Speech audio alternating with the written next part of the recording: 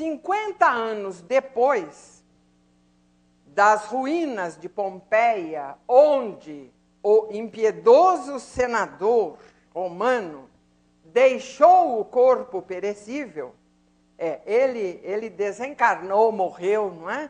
Lá na erupção do Vesúvio, lá em Pompeia, não é? Ele estava lá, velho, alquebrado, e foi lá que ele desencarnou, não é?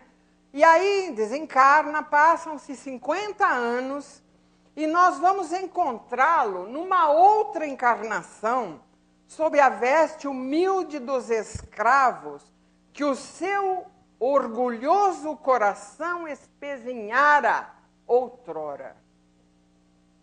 Espezinhava mesmo, né? Lendo o livro, nós vamos ver. É a continuação das suas memórias. Agora, na condição de um escravo judeu grego, chamado Nestório, para o resgate das suas faltas e uma nova escalada na batalha da evolução. 50 anos depois. Esse já está com capa nova, não é? 50 anos depois. É uma continuação, não é, da trajetória deste espírito. Mas ele pode ser lido independente do primeiro, não há problema. Nestório, agora cristão, porque ele aceitou, Públio Lentulus, aceitou o cristianismo pouco antes de morrer, não é?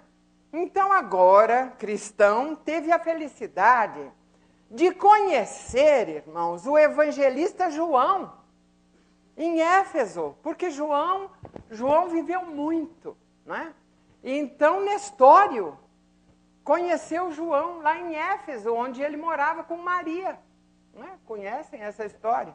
Se não conhecem, procurem conhecer. Foi na personalidade de Nestório, o judeu grego da Ásia Menor, o cristão humilde das catacumbas de Roma, que Emmanuel iniciou sua tarefa de obreiro do Evangelho, desse mesmo Evangelho de Jesus Cristo que o senador Públio Lentulus só viera conhecer, compreender e aceitar nos derradeiros tempos de sua existência. Vejamos agora um episódio bastante esclarecedor. Em 13 de março de 1940, não é? Uma mensagem íntima de Emmanuel a Chico Xavier nos fala de um encontro do senador Públio Lentulus com o apóstolo Paulo em Roma. Conta-nos que o viu apenas uma vez, mas que foi o bastante para não esquecê-lo mais. Então, Públio viu o apóstolo Paulo lá em Roma, não é? E o senador, transportado por um carro do Estado, ele era senador, não é? Ao longo da Porta Ápia, os cavalos dispararam. E um jovem cristão, atirando-se no caminho, conseguiu afastar o perigo. À beira do caminho, um pequeno grupo de pessoas, no meio das quais o grande apóstolo dos gentios, trocaram algumas palavras que caíram na alma de Públio, provocando um dilúvio de emoções e esclarecimentos, atormentado que estava pela trágica desencarnação de Lívia. Vocês precisam ler esse livro. É muito, muito bom, né? Não vou contar como é que ela desencarnou. Esse encontro na Porta Ápia marcou profundamente o coração de Públio, o nosso Emmanuel, não é? quando da sua desencarnação lá em Pompeia, o espírito de Paulo estendeu as bênçãos do seu auxílio ao culto senador, continuando a ampará-lo espiritualmente em suas posteriores existências. Sabe-se que o apóstolo Paulo dedicava-se muito a socorrer aquelas inteligências primorosas que estavam fora do caminho do Evangelho. Então, em testemunho de amor ao grande apóstolo, doou-nos a sua biografia na monumental obra Paulo e Estevão, cujo objetivo é apresentar, antes de tudo, a figura do cooperador fiel na sua legítima feição de um homem transformado por Jesus Cristo e atento ao divino ministério. É o livro do trabalhador cristão. Não há como aqueles que tenham interesse em espiritualizar-se, em conhecer algo mais acerca dos ensinamentos de Jesus e da transformação que é possível uma criatura fazer em si mesma, deixar de ler este livro. Não é?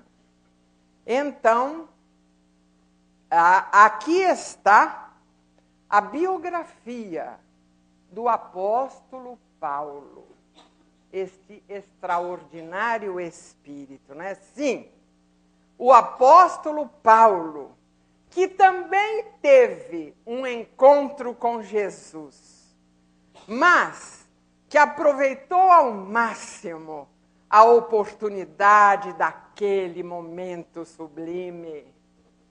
Vejam, irmãos, a atitude, o comportamento, a receptividade de um e de outro, de Públio Lentulus, o nosso Emmanuel, e do apóstolo Paulo. Vejamos como foi. É meio-dia. O sol está a pino. O calor é escaldante. Na estrada, uma pequena caravana caminha vagarosamente há vários dias, tendo deixado atrás de si a grande Jerusalém. Muito distante ainda, a paisagem de Damasco, cidade para onde se dirigiam, começa a apresentar ao longo o contorno das cúpulas cinzentas dos seus edifícios. Bem montado, evidenciando o aprumo do homem habituado aos prazeres do esporte, Saulo ia à frente da caravana em atitude dominadora.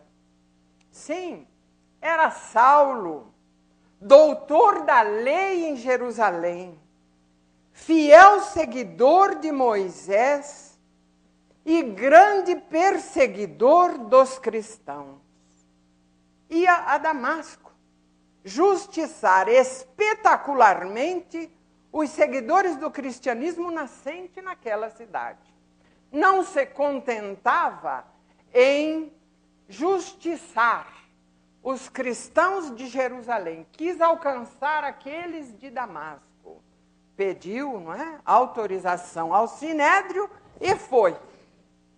Mas, em dado instante, sente-se envolvido por luzes diferentes da tonalidade solar.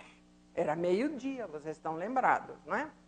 Saulo sente-se mal e imediatamente cai da montaria sobre a areia escaldante.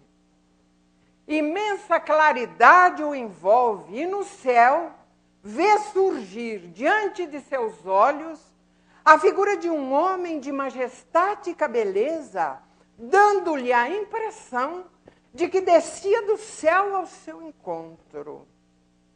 Sua túnica era feita de pontos luminosos, os cabelos tocavam os ombros à moda dos nazarenos, os olhos magnéticos, emanados de simpatia e amor, iluminando a fisionomia grave e eterna, onde pairava uma divina tristeza. O doutor de Tarso contempla-o com espanto, quando, com uma voz inesquecível, o desconhecido exclamou: Saulo, Saulo, por que me persegues? Cheio de espanto, Saulo observa: mas quem é aquele vulto divino que lhe enche o coração das emoções mais desconhecidas? E instintivamente, de joelhos, Saulo pergunta com voz trêmula e receosa: quem sois vós, Senhor? Eu sou Jesus. A estas palavras, o orgulhoso e inflexível doutor da lei curva-se para o solo em pranto convulsivo. Dir-se-ia ferido de morte, vendo a derrocada de todos os princípios que até então defendia e lhe norteavam a vida. Então os cristãos não estavam iludidos? A ressurreição não era uma farsa? Pois Saulo o via ali, à sua frente, em todo o esplendor de sua glória.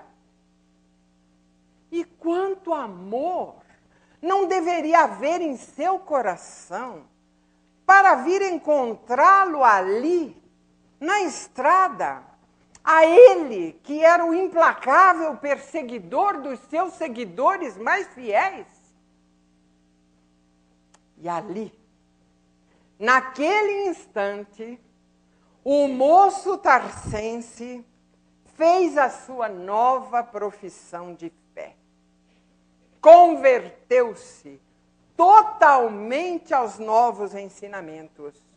E quando se levantou, era um homem transformado, demonstrando essa transformação pela vida de sacrifícios que levou, revelando-se um herói na defesa da verdade e um mártir na propaganda da nova fé que abraçara.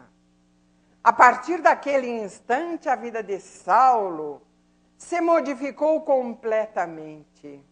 O orgulhoso e inflexível doutor da lei, que se arvorara em perseguidor implacável dos discípulos de Jesus, transforma-se no mais humilde e leal dos seus servos.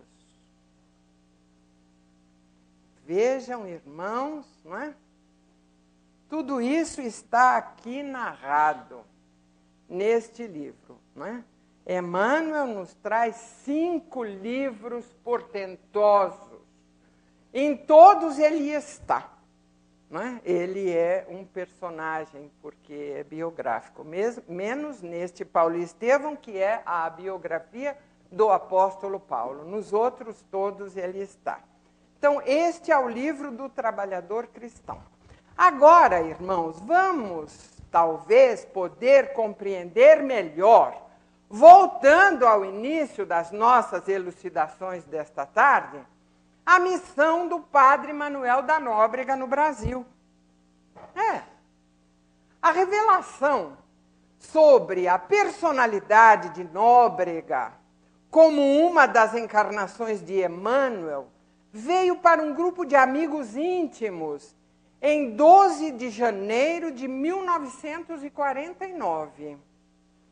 Foi um abrir de coração, uma comovente confissão, despojada de orgulho e preconceitos, repassada de humildade. Pelas suas próprias palavras, soubemos que antes de reencarnar-se aquele que iria chamar-se Padre Nóbrega, visitou em espírito o Brasil recém-descoberto, contemplou as florestas extensas, teve a visão do futuro, apiedou-se dos indígenas infortunados e amou a terra de Santa Cruz que Cabral descobrira. Viveu aqui como desejava, imolando-se pelo semelhante em 21 anos de dedicação, evangelizando índios, ajudando governadores, pacificando almas, educando e servindo, apostolando e sofrendo. Bom jurista, administrador de energia e clarividência e homem de Deus. Neio Lúcio nos traz numa mensagem o confronto das vidas de Públio e Nóbrega. E aqui, irmãos, pelo amor profundo à figura de Paulo, olha, podemos concluir as razões que o levaram, que levaram Nóbrega a dar o nome do apóstolo à cidade que lhe mereceu os especiais cuidados do lançamento, a ponto de esperar o aniversário da conversão do doutor de Tarso em janeiro para iniciar os primórdios da grande metrópole brasileira, colocando-a sob a proteção do amigo da gentilidade. Entrelaçaram-se, não é?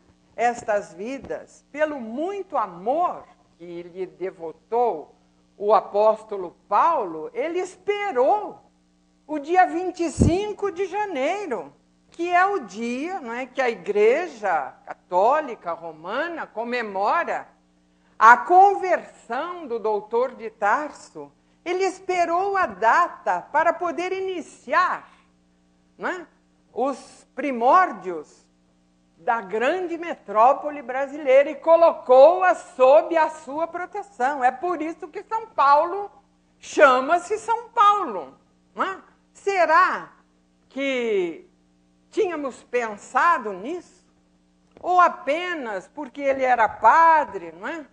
Mas havia uma razão muito mais profunda para que ele agisse assim. Ele quis, ao vir para o Brasil, fazer um trabalho parecido, guardadas as distâncias, com o do apóstolo Paulo.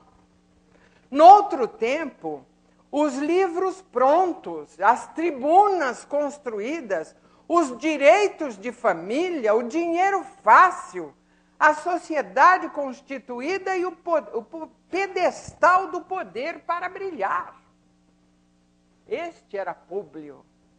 Aqui, porém, o homem de raciocínio elevado, entregue a si mesmo, em plena selva, onde tudo estava por fazer.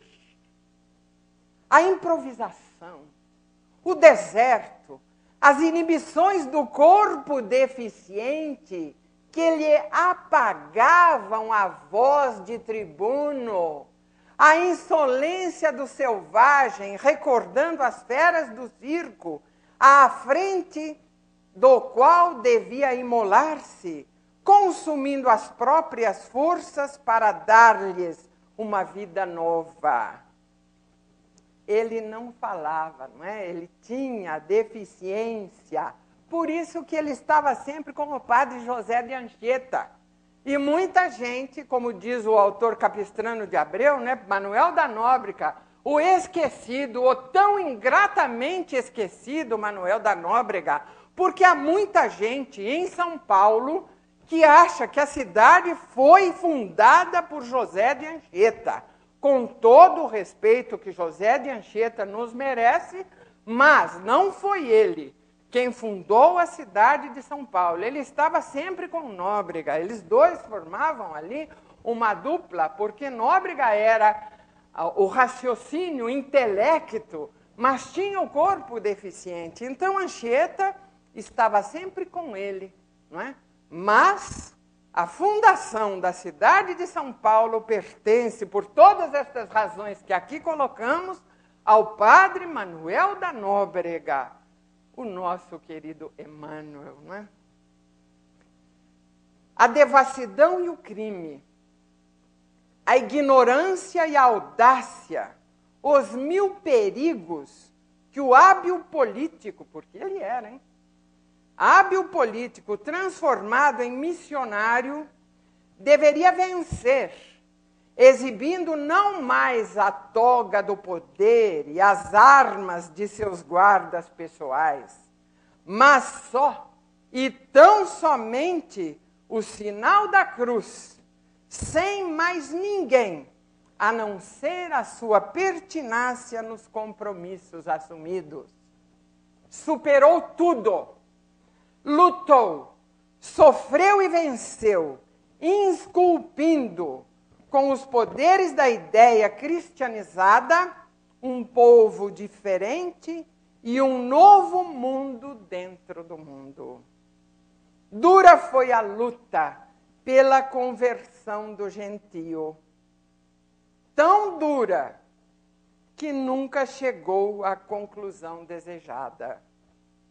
Nóbrega, Anchieta e seus companheiros de catequese tiveram de enfrentar uma guerra sem tréguas.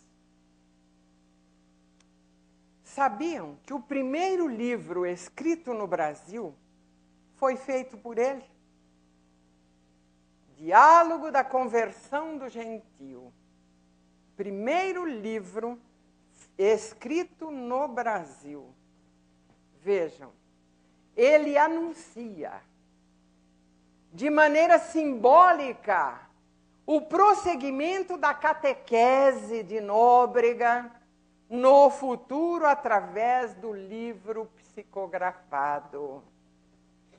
Sim, porque toda a obra de Francisco Cândido Xavier tinha a supervisão de Emmanuel. Ele escreveu dele próprio muitas coisas, mas os livros de outros autores passavam por ele. André Luiz e todos aqueles livros que Chico Xavier psicografou tinham o aval dele, a supervisão dele, porque ele era o responsável por todo o trabalho de psicografia realizado por Francisco Cândido Xavier, numa continuidade da catequese. Ele começou como padre Manuel da Nóbrega, catequizando os índios, os gentios. E depois veio catequizar a todos nós com essa superabundância de lições benéficas do Evangelho de Jesus que ele trouxe para todos nós através de todas as obras psicografadas por Chico Xavier. Ele foi o responsável por tudo isso. Então vejamos, Paulo exerceu o apostolado dos gentios para o cristianismo. Nóbrega foi o apóstolo dos gentios no Brasil nascente, preparando o terreno para o seu apostolado espírita do futuro. Paulo é a transição histórica do judaísmo para o cristianismo. Nóbrega marca a transição do cristianismo medieval para o cristianismo redivivo da terceira revelação, o espiritismo. A relação espiritual e histórica entre Paulo e Nóbrega, ou Paulo e o Emmanuel, é o exemplo de que no universo tudo se encadeia. Para construir é preciso lutar. Para colher é preciso haver semeado.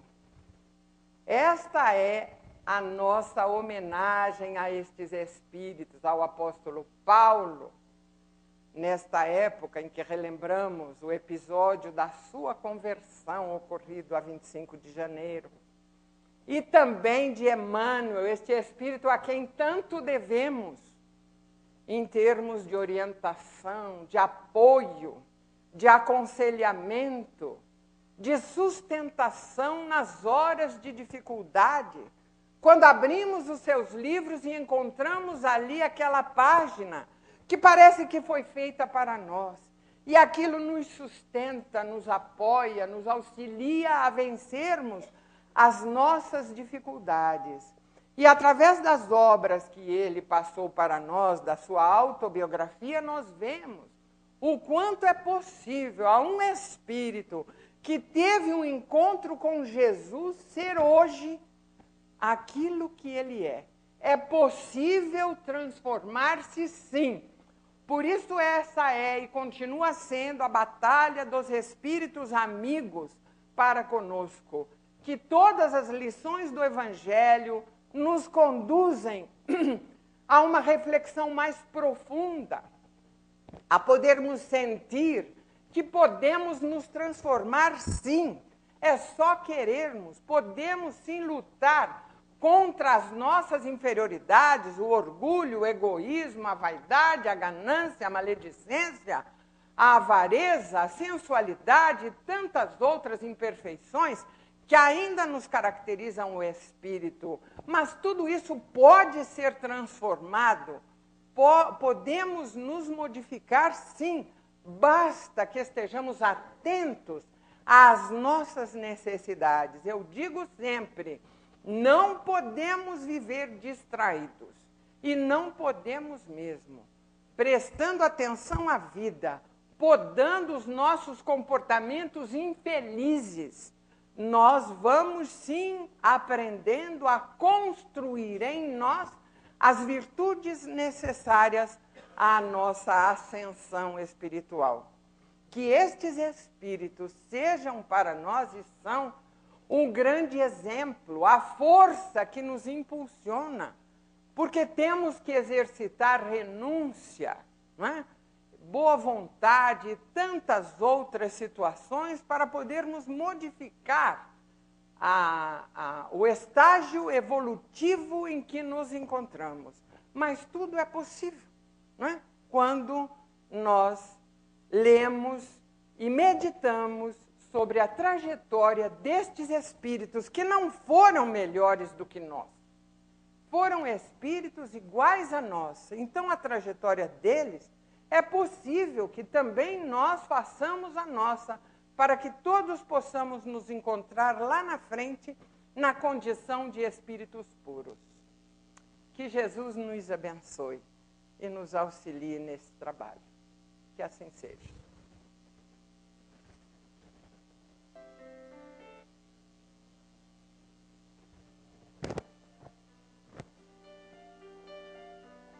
Amado Mestre Jesus, nesta hora em que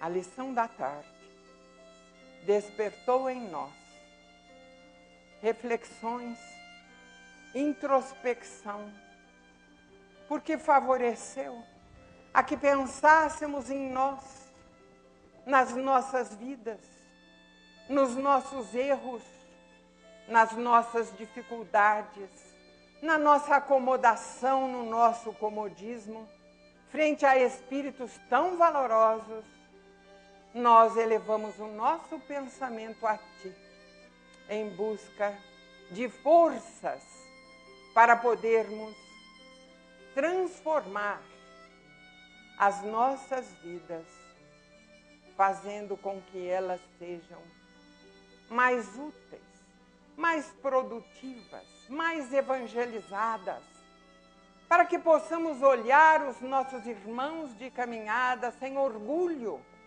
na certeza de que somos todos iguais, filhos de Deus. de que todas as coisas materiais passam e perecem, e apenas permanecem os tesouros do Espírito.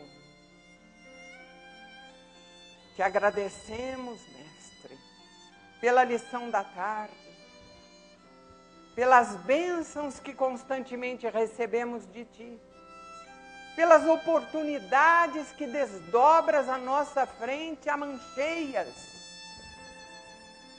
e que até hoje pouco foram aproveitadas por nós. Faze-nos acordar, Mestre Jesus, acordar para o objetivo principal das nossas vidas, que possamos valorizar aquilo que realmente tem valor imperecível diante da eternidade. Auxilia-nos, Mestre, a promovermos a nossa sublimação espiritual. Abençoa a cada um de nós que aqui está. Abençoa nossos lares, nossos entes queridos, nossos familiares. Abençoa todos os que sofrem, àqueles que gemem e choram sob o peso de dificuldades que ainda não conseguem compreender. Abençoa também àqueles que, distanciados de Ti, ainda nem sequer Te conhecem. E que nesta hora de bênçãos e benefícios, possamos orar contigo, levando a Deus, o nosso Pai, a prece que nos ensinaste.